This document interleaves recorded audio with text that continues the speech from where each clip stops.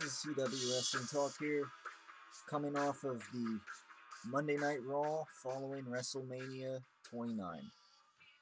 And now, the rest of the Monday Night Raw after WrestleMania 29 tends to be regarded as it typically tends to be a big one. Um, and this one, yeah, it was pretty big. Um, now it started off to me pretty weak. The first half was just not very good. The opening John Cena promo was typical, John Cena going off topic several times in his promo, um, trying really hard to be funny and just really bombing it out there. Um, I mean, I didn't know what this guy was on when he was like trying to do these dances, and I didn't quite know what he was on when he was doing that stuff. It seemed like he was sipping something before he came out, and yeah, that's a shame. Of course, John Cena came out with a new, yet again another T-shirt. Um, this time a white T-shirt with black lettering. The champ is here, pointing downward at this belt that the John Cena's version of the championship that they just put at the bottom, um, with his own sidebars and everything, and so it's enough with the changing of the T-shirts already. I mean, this is pathetic. Um, so it was just typical Cena garbage in the beginning, and it's quite a shame. They said how The Rock suffered a tore his abdomen or something along those lines in the middle of the match. Apparently, I don't know if that's kayfabe or not. I didn't really look into that. Um, either way, I don't care. I mean, the bottom line is he was booked to lose, so it probably was just a kayfabe injury and an excuse to give Rock time off again, and as he goes and does more with his movies, as he recovers from his lost WrestleMania, etc. Um, you know, and I found it interesting that Booker T said how The Rock was entitled to a rematch. I figured they'd just maybe move on, but I guess perhaps down the road at some point, maybe The Rock will get a rematch for the WWE Championship. Whether he wins it or not, I don't quite know. I don't know if WWE has that in mind. Um, but you know, speaking of Booker T, one of my main criticisms of this show was, I'm thinking as the show's going on, like who the hell's in charge here of Monday Night Raw? This doesn't make any sense. They gotta, this whole Vicky Guerrero being a managing supervisor thing, and why don't they just make somebody a GM? I mean, this is stupid. Like SmackDown, Booker T is known as SmackDown General Manager, and then it appeared that tonight he had, on Raw he had some power. Last night, I should say, as I'm recording this the day after, but it was just like who's in charge here? We need a a declared general manager, and I hate to say it, but it's got to be somebody other than Vicky Guerrero. Um, that's the bottom line. I just don't think Vicky has that much to offer as a general manager.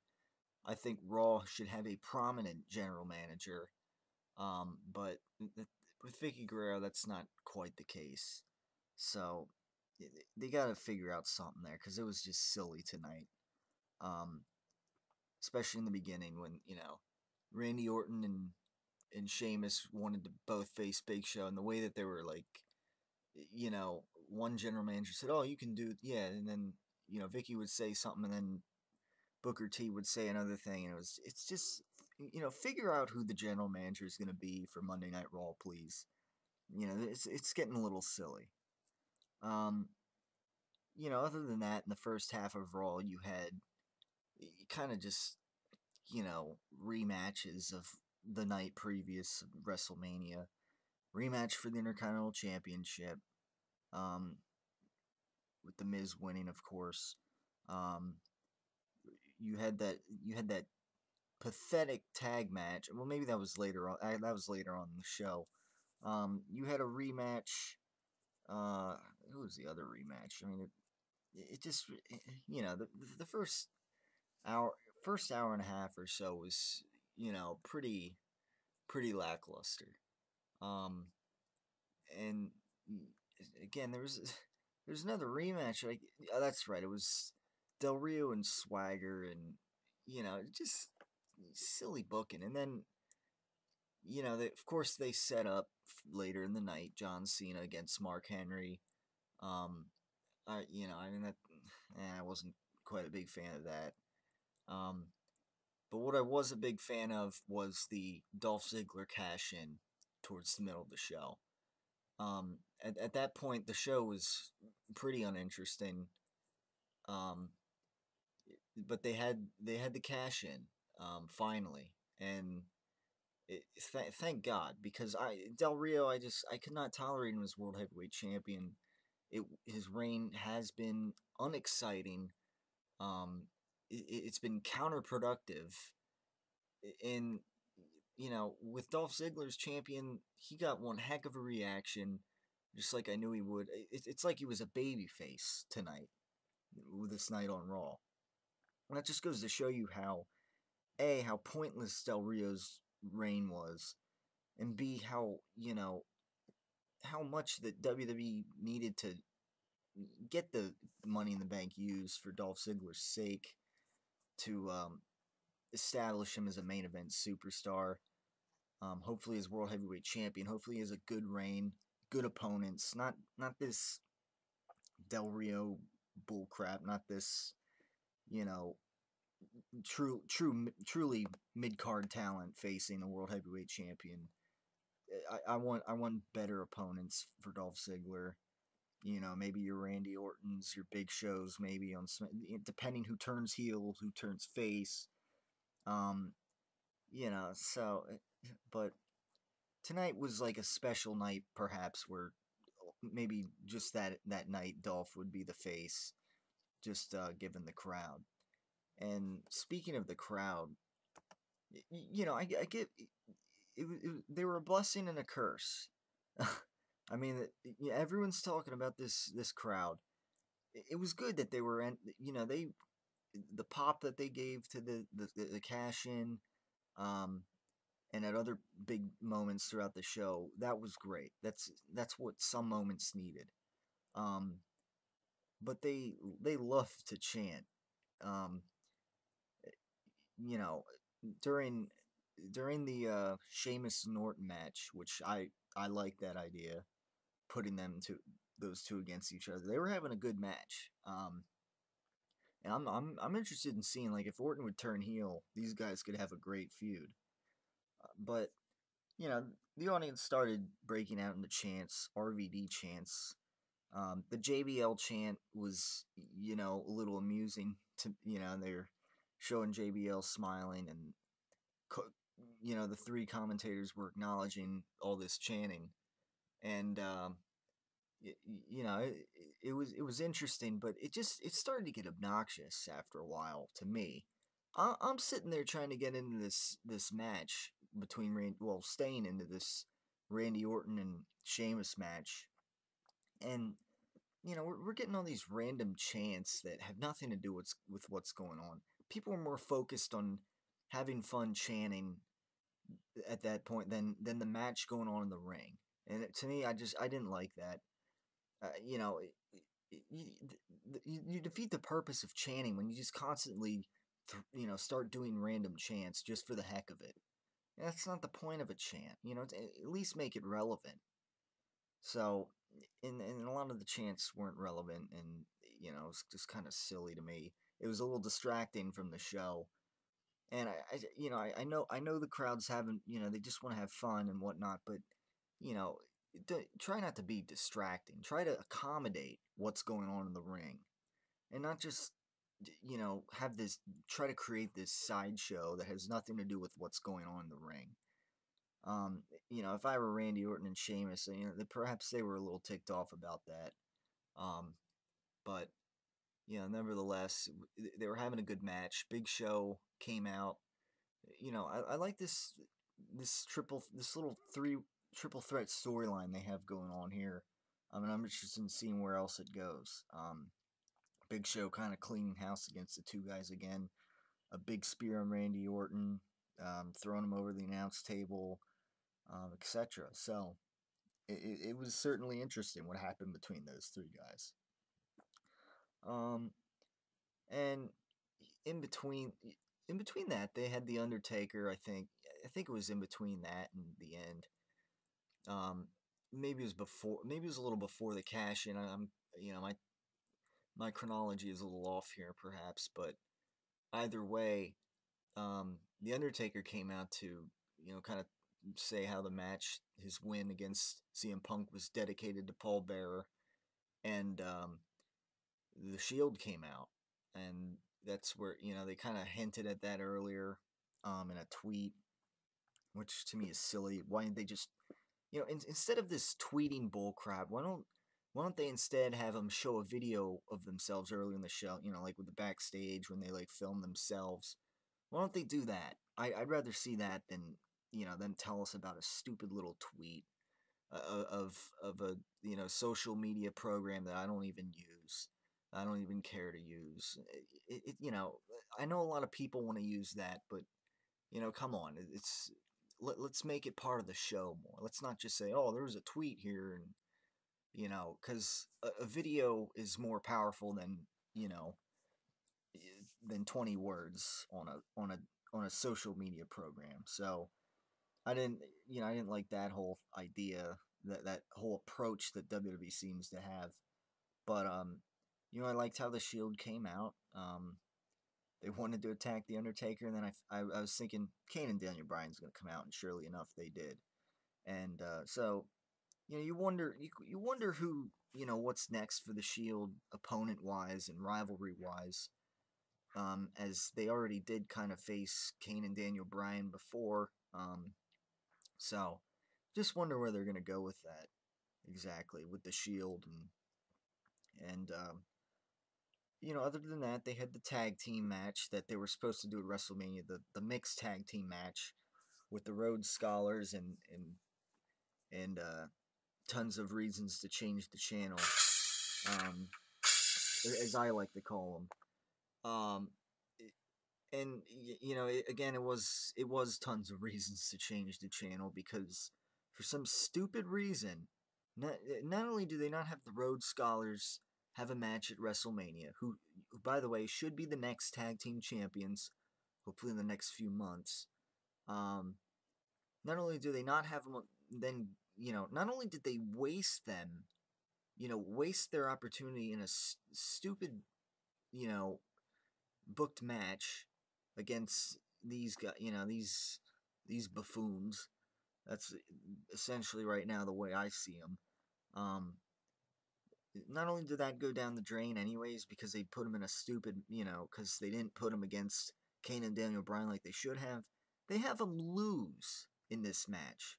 Now, why would you have them lose? Why would you have guys with a tag team with potential?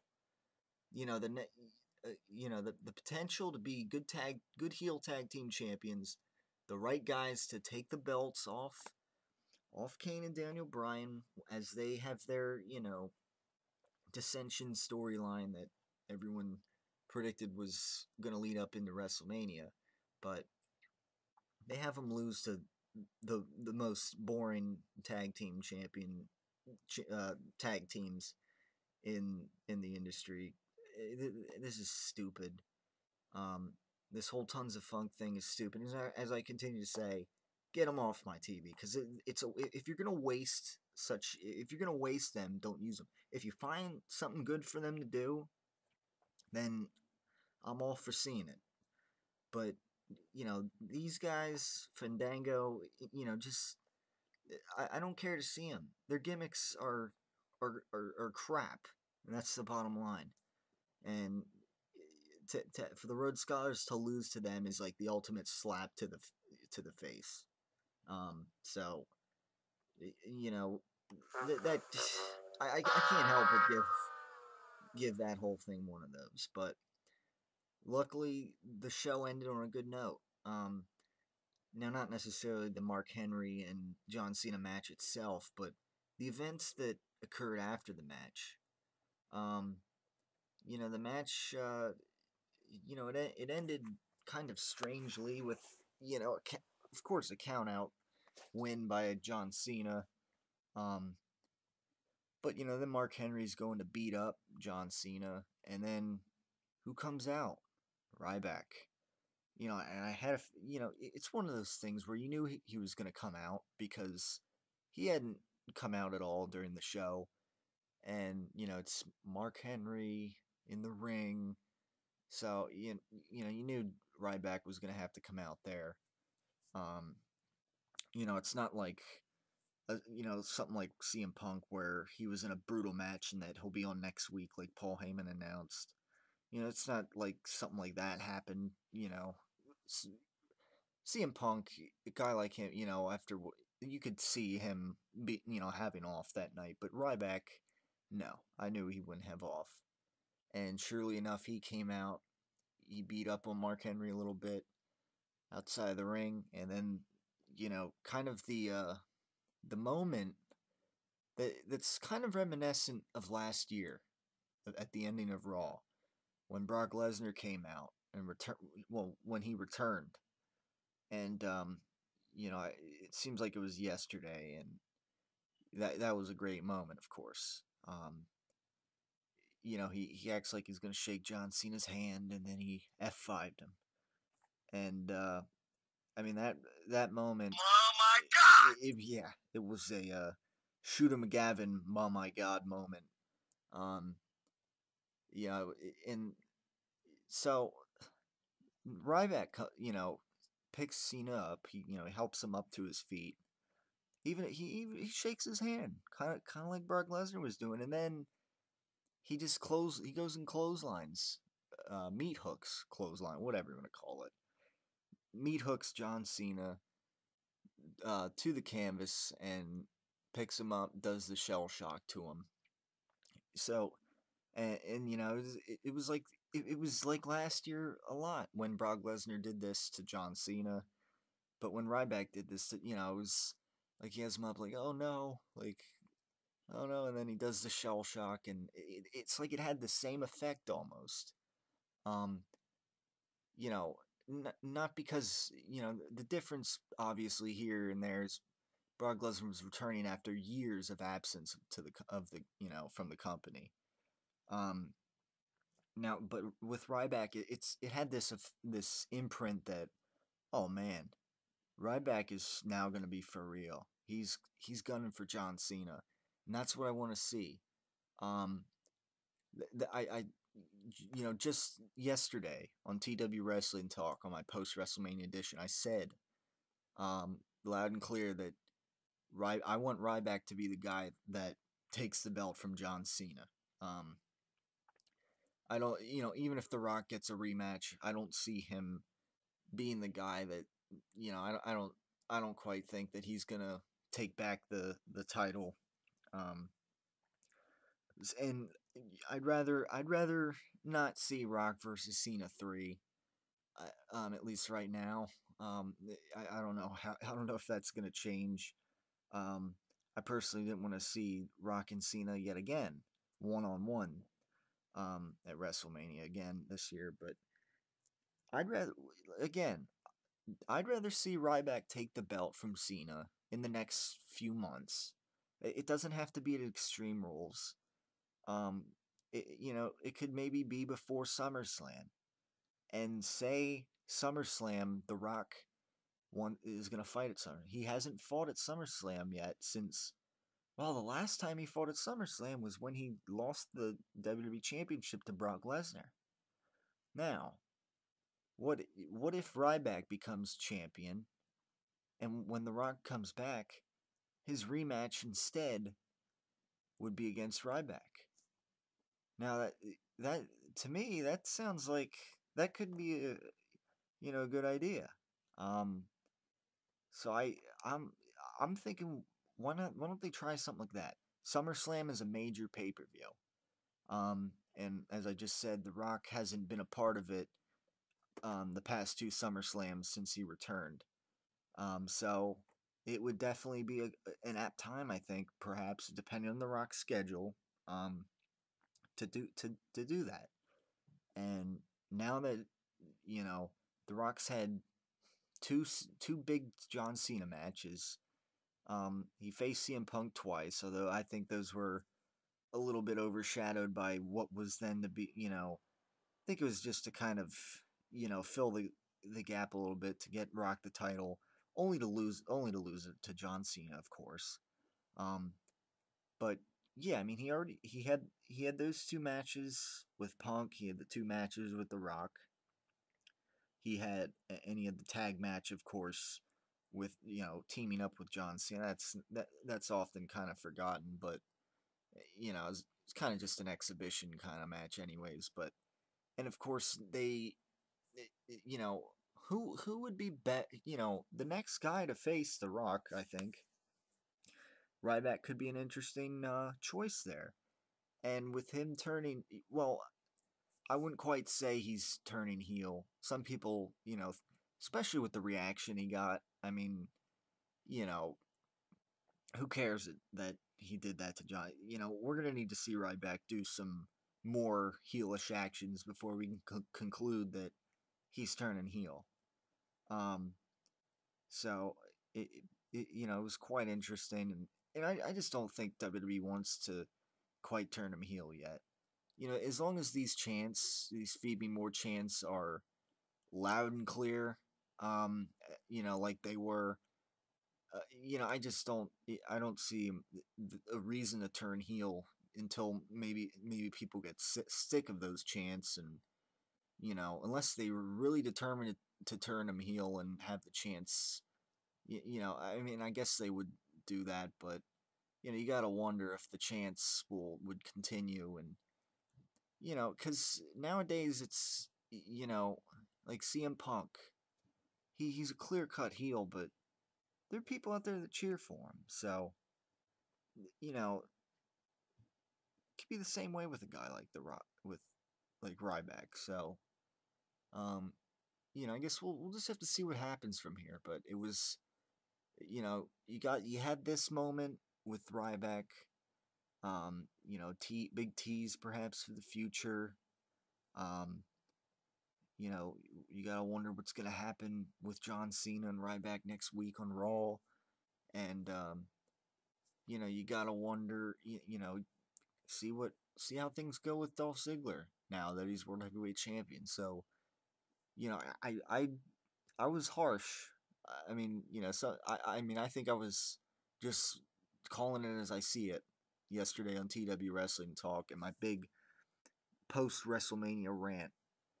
But I said a lot of wires are disconnected in this company, but I think tonight on Raw, WWE may have connected a few of them back. Um, you know, Dolph Ziggler becoming World Heavyweight Champion, that was a good start, and and and of course Ryback maybe getting involved here. That I like I said, I'm looking towards the future. And to me, Ryback's a guy that perhaps can be a big part of the future, certainly. So it'll be interesting to see what they do here with Ryback against John Cena, perhaps, and what they do with Big Show, Sheamus, and Randy Orton. And, you wonder if maybe Orton will turn heel at some point over Sheamus or something. I don't know. There's some interesting things that happened. A lot of people also kind of joked how they said Monday Night Raw, which was free last night, was um, perhaps better than WrestleMania.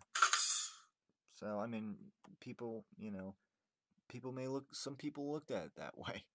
Um, at least the last half of the show, with the exception of that mixed tag team match that was pointless anyways, having the Rhodes Scholars lose. So we'll just have to wait and see. That's kind of where I'm at here. But WWE did um, they started the show off pathetically with John Cena, as unfortunately, which unfortunately happens a lot. But WWE did accomplish a few things on this Monday Night Raw tonight, even without The Rock, without Triple H, without Brock Lesnar there. Um, so, in my eyes, it's a good sign.